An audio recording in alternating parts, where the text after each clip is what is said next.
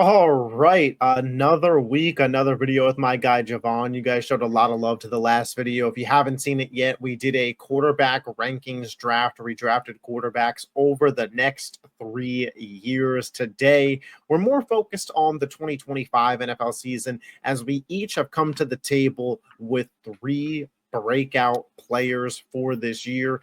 That was it. That was the text. We didn't set any parameters. We didn't say what year they had to be in, position, nothing. We are coming in blind. We don't know who the other person picked. So it is just that. We talked a little bit about what positions we picked in the pre-show discussion. I'm going to start it off with my defensive end because you were trying to guess who it was. You guessed Jared Verse. It wasn't Jared Verse. Some people are going to say I'm cheating. I would say just give me a second to explain what I mean by breakout. I am picking Will Anderson Jr. of the Houston Texans. And Will Anderson Jr. had a really good year last year. I think it'd be safe if somebody wanted to put him in their top 15 edge rushers. That's not a problem. So what do I mean by breakout? I've already stamped this on my channel saying it.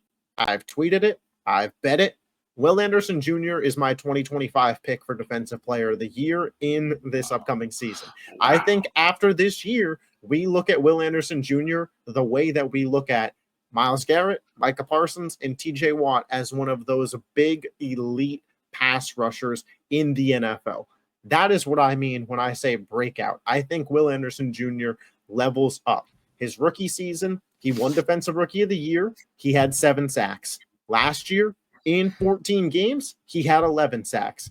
The Houston Texans this year are poised to be a top 5 defense in football. They added in a CJ Gardner-Johnson. You have guys that are developing like Kamari Lassiter, Jalen Petrie, Caden Bullock. You have Danielle Hunter still alongside Will Anderson Jr., so offensive lines won't be able to double team him. I think this is going to be a great defense, and I think Will Anderson Jr. is at the front of it and is the 2025 Defensive Player of the Year.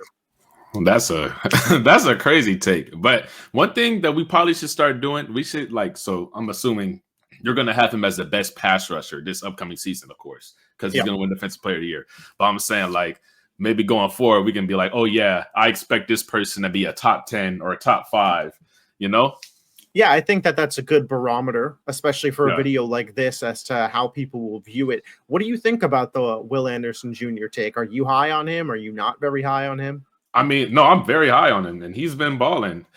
He's definitely showed flashes of being a top 5 pass rusher, but I'm just trying to think, so that means these more veteran players like Micah Parsons and Myles Garrett coming off a big contract extension, and possibly TJ Watt as well. That means they may not have the best season, this upcoming year.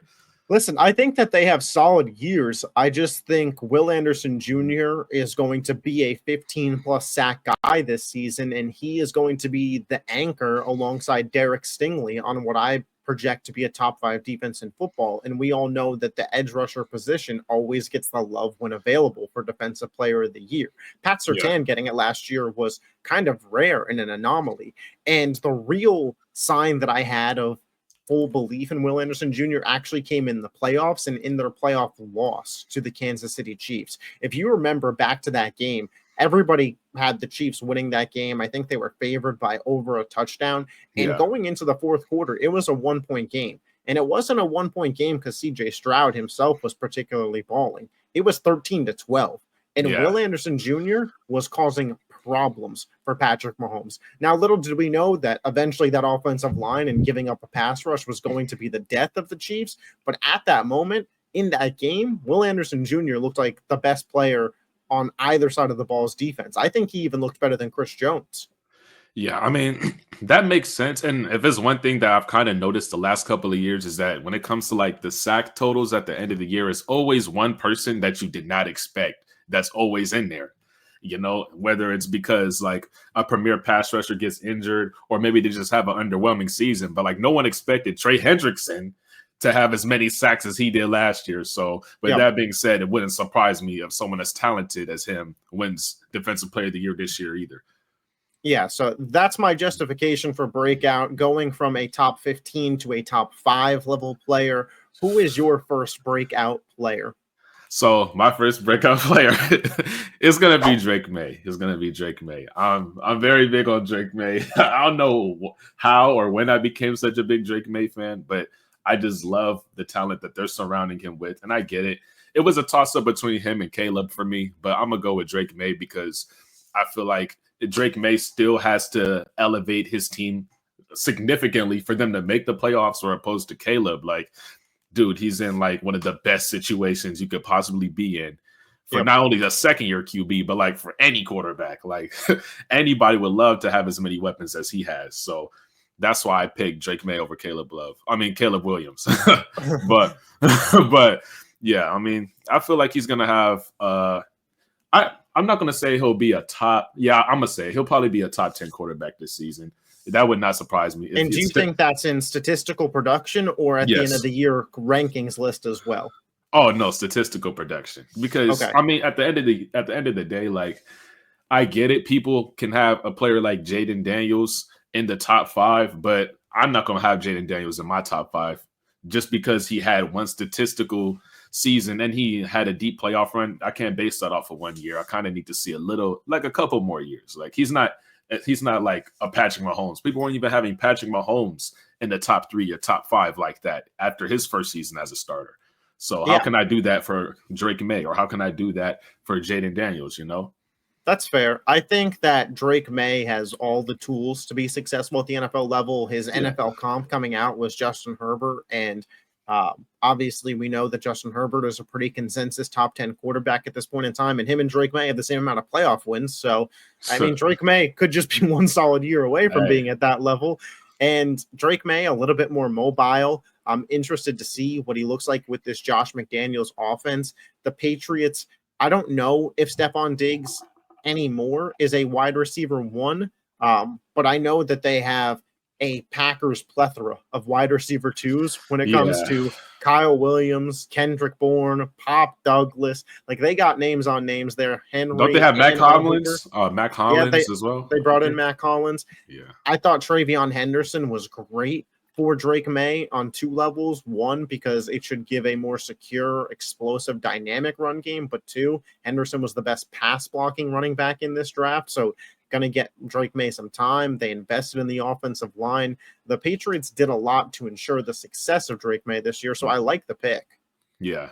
I mean, we're going to see, man. But the play action with him and Henderson is going to be insane. Like, and they still got Ramondre, I think. I don't know exactly what his role is going to be because he had a breakout stretch. He's got to hold on to the football. Yeah, that's his problem. That's always been his problem. But yeah, Drake May, I expect him to have a top 10 season this year, statistically. Do you think he leads the Patriots to over under 10.5 wins? I know if I said not 10, you would have said over. I'm going to push you to one more. Do they win 11 games? Yes. I think I think they're going to win the division this year. I think they're going to have a better record than the Bills. 100%. He just fired out the hot take, the bold predictions video. That'll make a repeat appearance for sure. But 100%. I listen. I like the belief in Drake May. I don't like the take that the Patriots over the Bills, but I like the belief in Drake May. I do think he'll have a really solid year. I think that for sure he'll be a top 15 guy. So I like that you pushed the envelope to top 10 with your commitment to him as a breakout player. My second guy on my list is a wide receiver, and we talked about his team a little bit a second ago. It is Rome Odunze of the Chicago Bears. Rome Odunze is a guy who doesn't get talked about as much as Caleb Williams, obviously, because Caleb plays quarterback, but had to deal with some of the same shit that Caleb was dealing with in that system. Matt Eberflus as the head coach, Shane Waldron as the offensive coordinator for a few weeks. Then Shane Waldron's out. And everything's a mess, and people aren't believing in the team, and chemistry issues with DJ Moore walking off the field mid-play, and just that whole locker room being lost. That was a viable excuse that many people were giving for Caleb Williams' poor play, but I didn't see that same level given for Rome Odunze's play. And I sit back and I think this was a top 10 pick for a reason. This guy was a top 10 pick consensusly for a reason. There were people that thought he was better than Malik Neighbors in the pre-draft process. There are people that thought he was better than Marvin Harrison Jr. in the pre-draft process. And I don't know. Malik Neighbors would certainly be a stretch after what we saw, but Marvin Harrison Jr. is a guy who had a disappointing rookie year as well. I don't see why Rome couldn't have a better second year than him, especially in this offense. Yeah. Ben Johnson brought in, ultimately going from Shane Waldron and whatever the hell the Bears had last year to Ben Johnson. How is that not? I mean, the breakout potential is kind of a layup for any Bears offensive player, like you mentioned with Caleb. But I'm going to take it a step further here because I really believed in Rome Odunze in the pre-draft process. He reminded me a ton of DeAndre Hopkins, and I'm not going to just lose my thought of, hey, this guy could be a potential top, 10, 15 wide receiver in football because of a shitty situation that he was in that he didn't succeed, especially now when his situation gets much better with that offensive line. Caleb's going to have more time. Ben Johnson has been talking great about Rome Odunze. He said he has a good work ethic. He doesn't see anybody that works harder than him. I think that by the end of the year, we look at Rome Odunze as the number one receiving target on the Chicago Bears team over DJ Moore, over Colston Loveland, over Luther Burton. And I think Rome Odunze is a top 20 wide receiver by the end of this season. Okay. I mean, I can see why you say that, especially considering they drafted him so high. So you could definitely see them making him a priority this season to see, especially like you said, there's been reports that he is a hard worker, and there has been rumors about them exploring DJ Moore in trades and stuff. So you never know how this season could turn out, and it very well could happen. And he very well could end the season as the wide receiver one because of all those rumors and stuff. We don't know. So I mean, I can definitely see that happening because they're surrounding Caleb Williams with the right people, and they need someone who they can go to who seems like they want to be there. Yeah, at least. and DJ Moore is a sneaky 28, 29 years old. If I'm the Bears GM in front office and fan, when I think about the future of this team, I think about Caleb Williams throwing the ball to, a Rome Odunze and a Colston Loveland and a Luther Burden. I think DJ Moore will be really solid for Caleb's development. But when I think about the Bears, could they be a playoff team this year? Absolutely. But do I look at this as a Super Bowl opening window year for the Bears? I do not. So when I think about when they are going to get there and what it would look like with them there, it looks like Rome Odunze as a very solid 1,200 yard guy, 8+ touchdown guy. And they got to get him there this year. They got to elevate his game. They have to elevate Caleb's. Ben Johnson has a lot of work to do, but man, you come in with a top 10 pick talent at the wide receiver position in Rome Odunze. I don't see why you wouldn't use him. And again, I'm not going to forget everything that I saw on his college tape and everything that I thought about him because of a really weird situation. I mean, you could argue that the Bears was the weirdest and worst situation in football last year from a coaching standpoint. Matt Eberflus and Shane Waldron don't have jobs for a reason. The whole NFL didn't want them.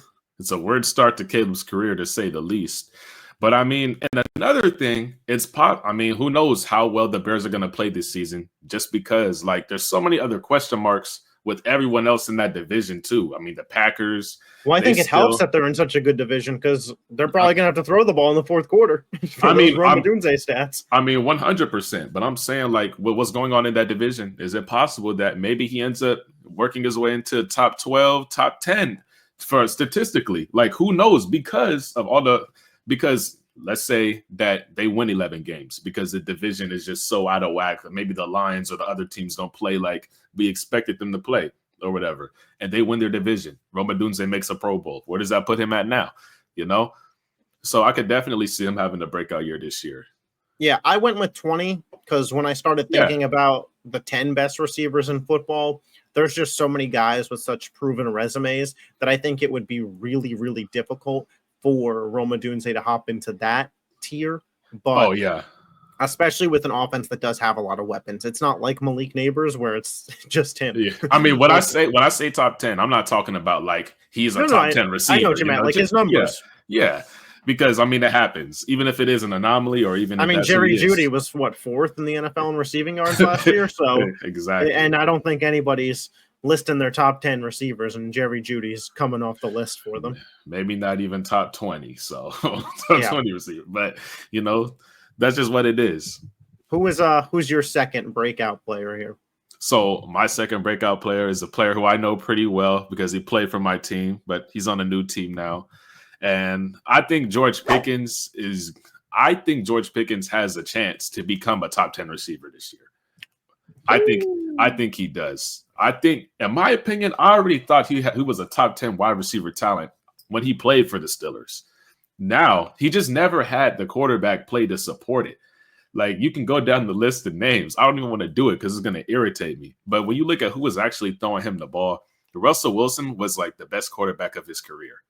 Like, so, and that was last year Russell Wilson. That wasn't 2015 Russell Wilson, So when you look at that, he actually has someone who could take the pressure off of him. He actually has a quarterback who's made an All-Pro, who's been in the MVP conversation, who's made several Pro Bowls. And it wouldn't surprise me if he led this team in receiving yards this next year, especially with an upcoming contract season. So it would shock me. It would shock me if he led the team over CeeDee Lamb.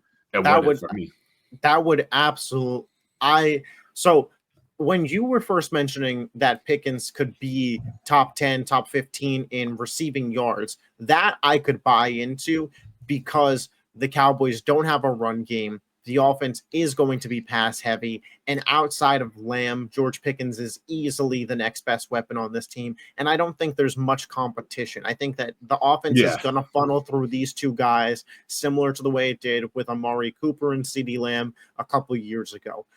I don't think that there's a chance he gets more yards than CeeDee Lamb, barring injury.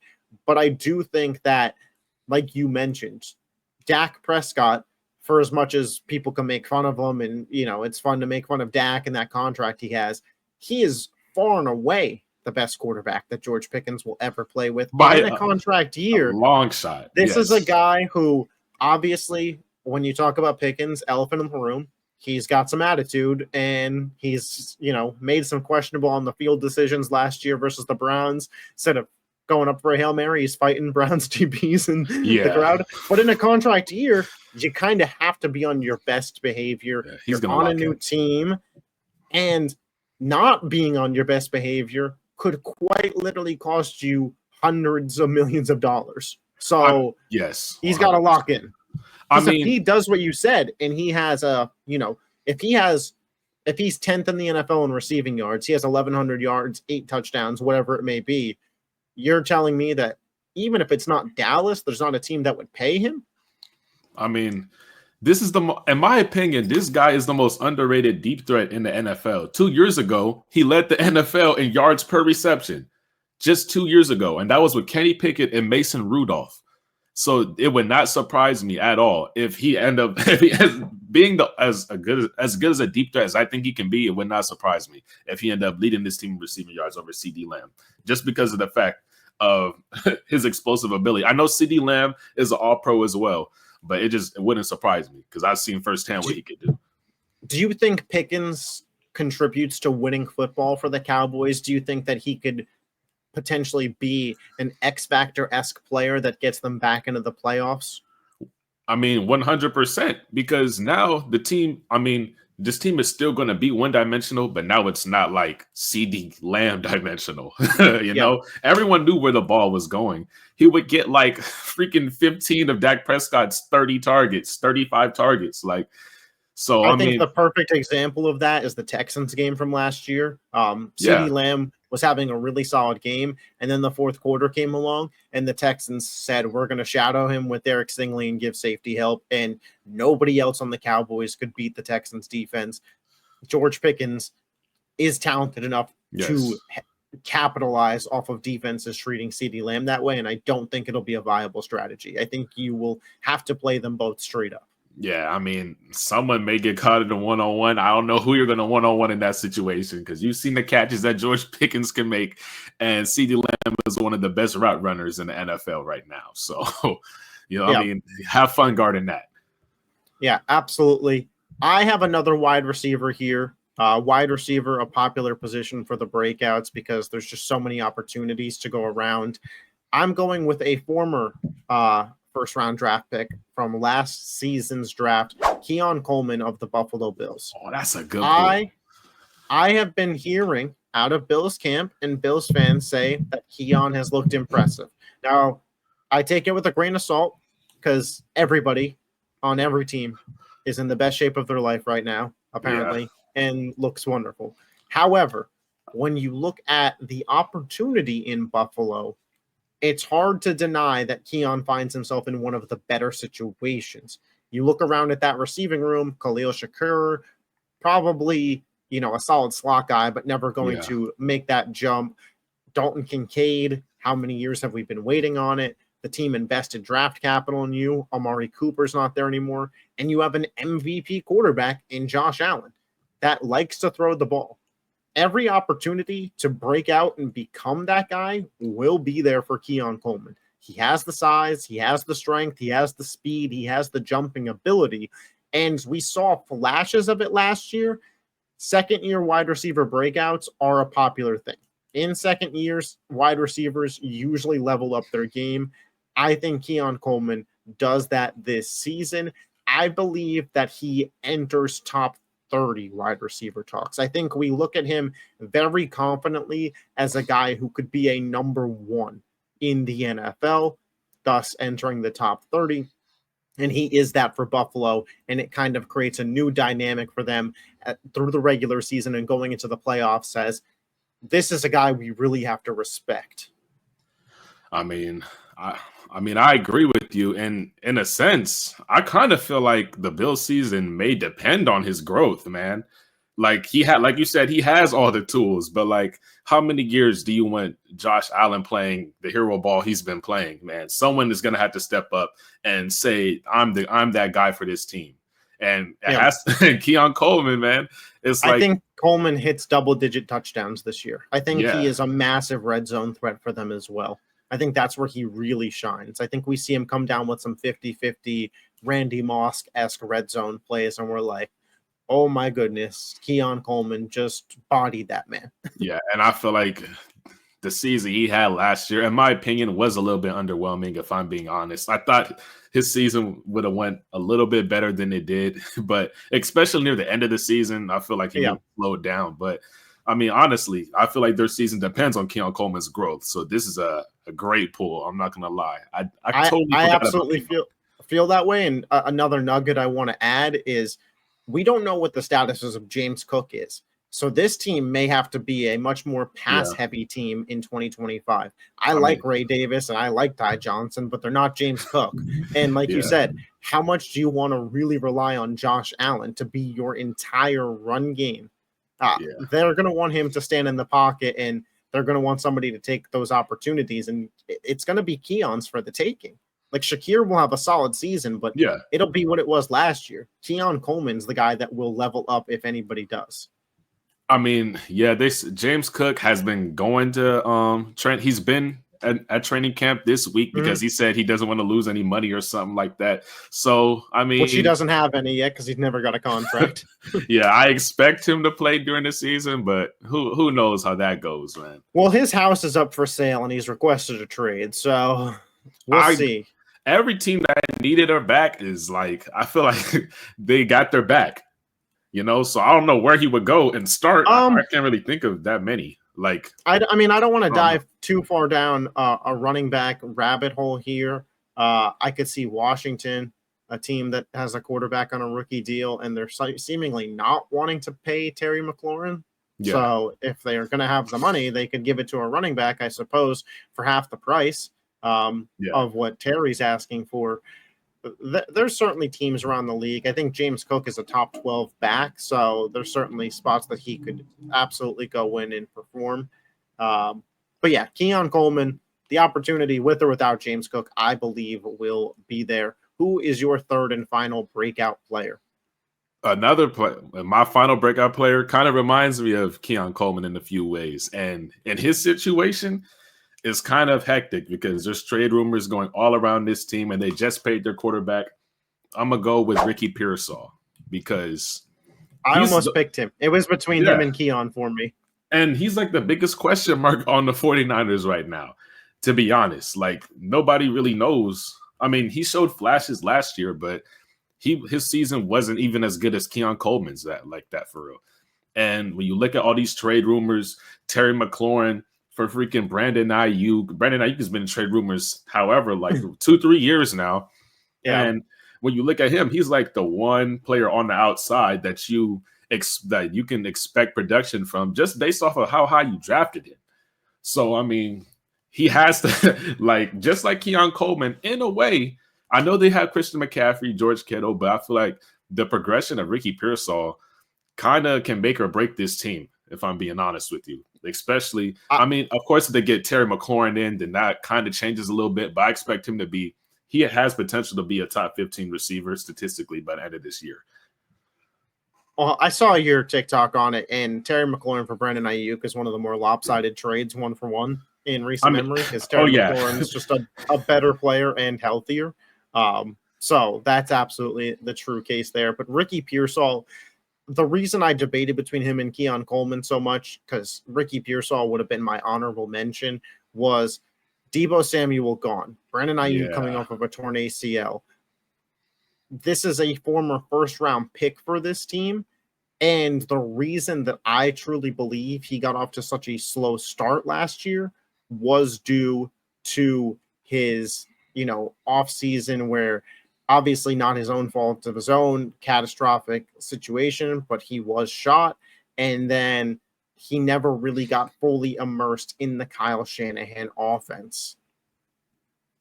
I mean, yeah, I understand that. And honestly, like let's just say the team as constructed stays as it is. Like Brandon Ayuk, even before he had that injury, was having the worst season since his rookie year. So, and that's why I say they need a weapon on the outside that provides consistent protection, especially after just paying Brock Purdy, because right now they just don't have that right now.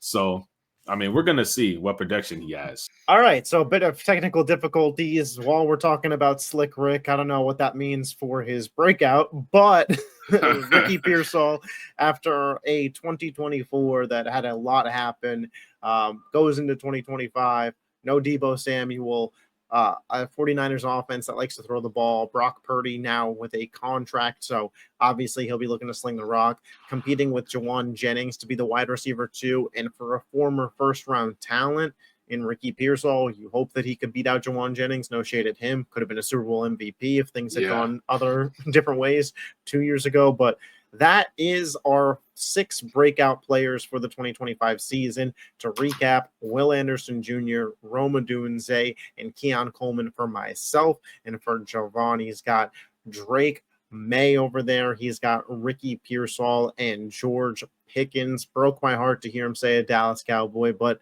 he's got love for his former Steelers. I understand it. Drop yours in the comment section down below. Again, every Wednesday, JaVon will be joining us on the channel. Appreciate you, JaVon. All the links will be in the description. He's back on TikTok, back to posting. Instantly comes back, 10,000 views. Listen, you guys have said it in the comment section. He's got to start a YouTube channel. I'm going to start telling him every week that he's got to have his own YouTube channel where he starts doing reactions and stuff. He's in the new place now. No excuse. Yeah, you're right. It's really not now, honestly. But I'm glad I'm making these videos with you again, man. It's been really fun.